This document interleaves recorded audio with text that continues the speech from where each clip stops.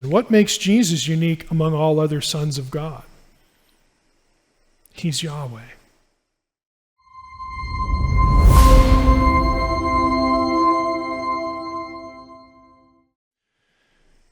But the fundamental question is, Jesus is the Son of God, and that seems like a big deal in the New Testament. But we've got all these other sons of God in the Old Testament who are spiritual beings. Like, how can that be? How does that work? Well, if we go to John 3:16, again, this is a verse that I'm sure all of us know by heart. For God so loved the world that he gave his only Son. Let me turn on my pane view again. His only Son. Now, right here, we have the Greek word behind the one I clicked on is monogenes. Monogenes. Now, there was a time in biblical studies, and it's reflected in older translations like the King James. It'll say only begotten. There was a time in biblical studies where monogenes was thought to originate from two Greek terms. Monos, which means one or only, and then genao, which is a verb that means to beget. And that's where we got the translation only begotten.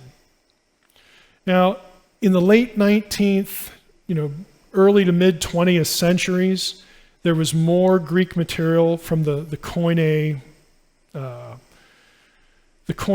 stage of the Greek language, which is the language of the New Testament, Koine Greek, that established the fact that that's really not what's going on with monogenes. Instead of monogenes being formed from monos and genao, it's really formed from monos and the noun gene. Monos means one or only, gene means kind or type. A type of a thing, a kind of thing. What the term really means is one of a kind, unique. Okay, for God so loved the world that he gave his unique Son, that whoever believes in him should not perish but have eternal life. You say, well, big deal, Mike. Now, if we did a search, and I'm going to do a search here on the lemma monogenes, and just do a quick search of my Bible. Let's make this a little bigger. I'm not going to go through all of these because they're all consistent with what I'm going to say, but there's a key one down here in Hebrews 11:17, pardon me. By faith Abraham, when he was tested, offered up Isaac, who had received the promises. And he who had received the promises was in the act of offering up his only, there's the word, his monogenes son. Question. Was Isaac Abraham's only son? No. He'd already had a boy, Ishmael. In fact, Isaac wasn't even the firstborn, at least, of all Abraham's sons. He's the firstborn of Sarah. But why would Isaac be called monogenes? Why would Isaac be unique? It's because he was the son of Sarah by supernatural act of God, and he was the inheritor of the covenant.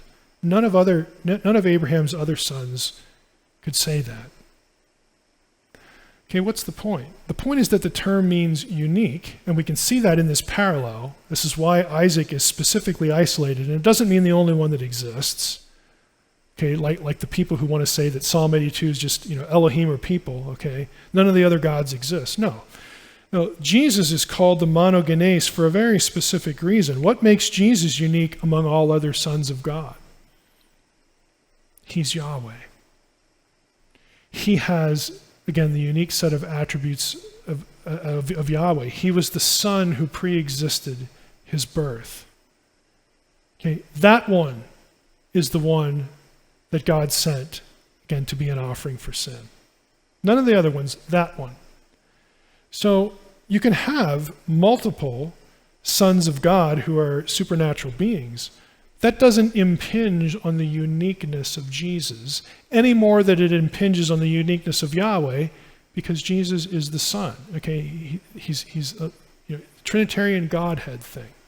And as we progress through the course, we're going to see, Again, we're going to get into this God as man theology of the Old Testament and how that prepares and creates a framework for understanding the deity of Jesus.